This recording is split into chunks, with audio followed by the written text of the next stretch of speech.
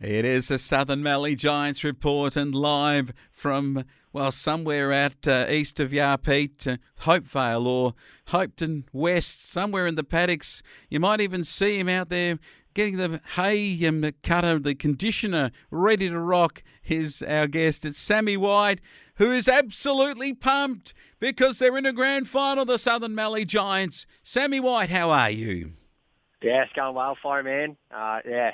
Great to get through on the weekend through the granny. So Get through. I was worried about your ankle, but it looks like it's holding up very well at the moment, and it appears that everyone's full of fitness. I don't think there was any injuries out of a massive win over Ararat, which is another really positive thing.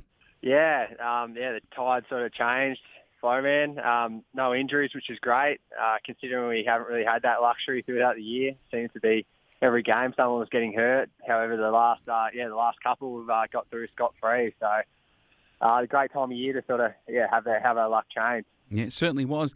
I noticed that you've won this match. Your best players feature some top efforts from Josh Webster, Luke Marnie. They were goal kickers at 5 and 3. Rupert Sangster in there too. He kicked 3. Then you've got Zach Robbins, who did a job back in the back line to help you out. Lou White, your brother, who seemed to be just in everything. Kieran Delahunty, the big ruckman, just running rampant around the field. But you did this without your star player in Coleman Shack being in your best 6. Now, that is saying something, isn't it? Yeah, it's good to see that we can sort of spread the workload and not just rely on the likes of Coleman and players like that. Everyone sort of pulled their weight throughout the game, and I think that was a big reason why we were able to get the win. And Tom Mills kicked 3 for them, and Corowa kicked a couple along with Sporting a couple. But it looks like your back 6 have been able to stop that powerful goal-kicking force that Ararat had. And I said before the game last week to you that was the key. Their goal-kicking looked more formidable than yours, yet you were able to stop them in defence. And so, Sammy, how did that happen? I think a lot of it came down to our mids and our forwards, pressuring it and sort of locking in our forward 50 every time it went forward.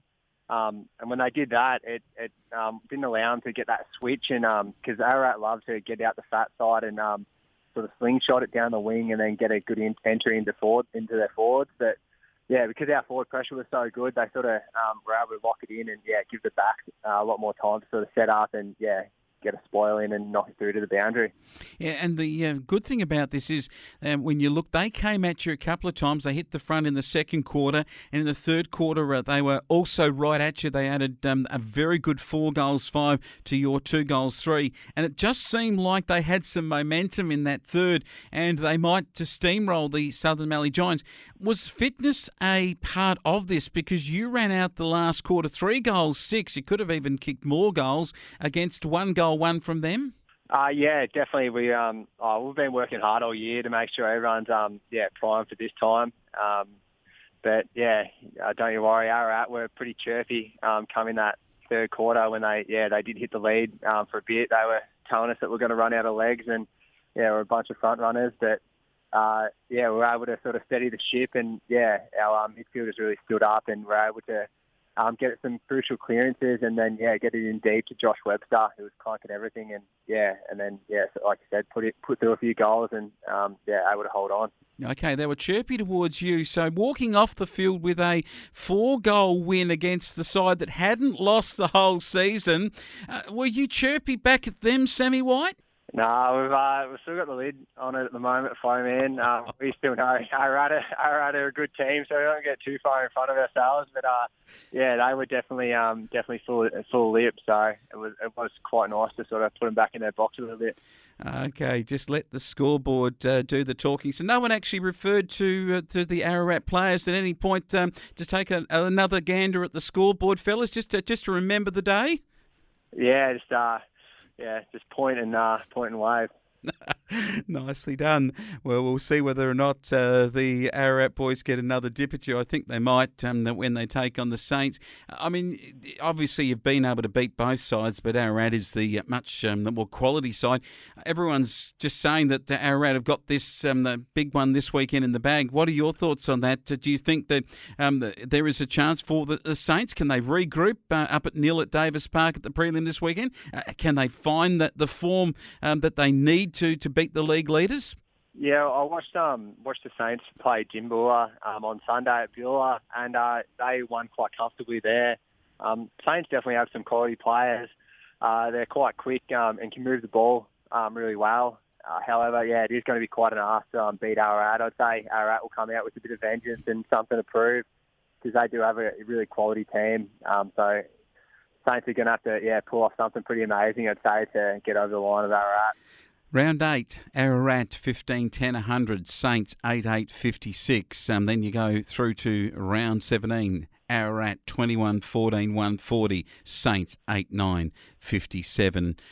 Yeah, it's going to be a tough ask for the Saints. They're rank underdogs, but the other factor here is Ararat have to travel to nil. They got the 2-hour journey, if you don't mind, Sammy. So usually you blokes are feeling the pinch, you farmers from out at Yarpeet East.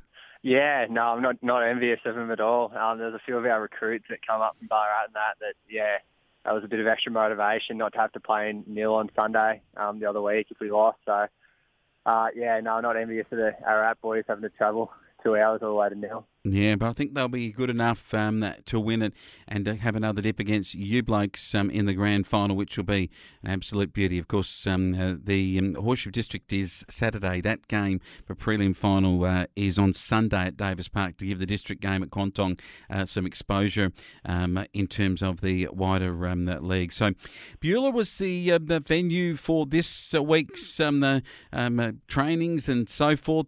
How did training go? Did you go out both nights this week after the big win, or did you taper it off a little bit for the players? So we trained both Monday and Wednesday night at Hopetoun this week.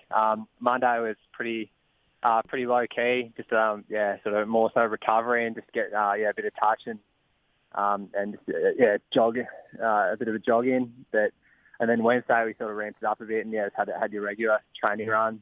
So we'll have another training run down in Ararat on Saturday where all the recruits can all meet up as well, and that'll be a good blowout to make sure we don't lose that match fitness and that touch. And that training at Ballarat, will that be a bit of physical stuff? I mean, is it going to be competitive stuff, or are you trying to be bruise free at the moment so that you can not have any more injuries, or is it going to be ball work? I mean, goal kicking. What would that focus on as you prepare for the grand final? No, I think there'll still be some competitive drills. We don't want to take the foot right off the pedal just yet. But it'll be similar to how we've approached the whole season. Plenty of touch, plenty of run, and get some long drills and really work on our full ground press. Trying to get that down packed going into the grand final too.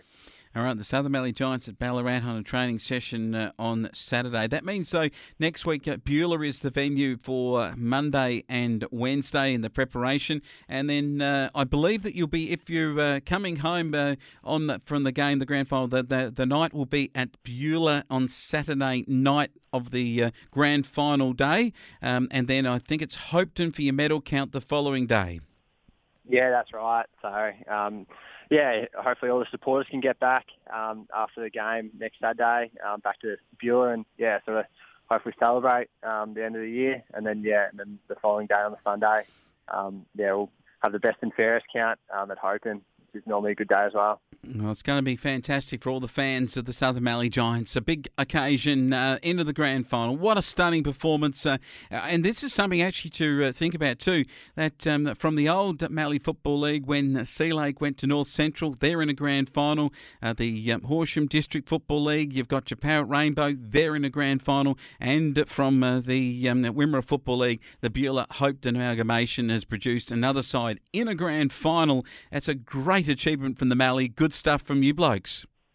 Yeah, it is great to sort of reflect on the past, the old Mallee League, and great to see the clubs that have gone their separate ways still doing really well. So it hopefully make the old Mallee folk proud. I think you will, and I think there'll be a big crowd of them coming to the grand final. Be a big crowd also being appreciated for the work that's been done across the club on Sunday week when at Hopetoun the medal count across the grades occurs. Well, great to have you on board. I'll let you get back to some hay cutting. You better find where Lou is, make sure he's doing some work, and I'll look forward to chatting to you next week, Sammy White. Yeah, cheers.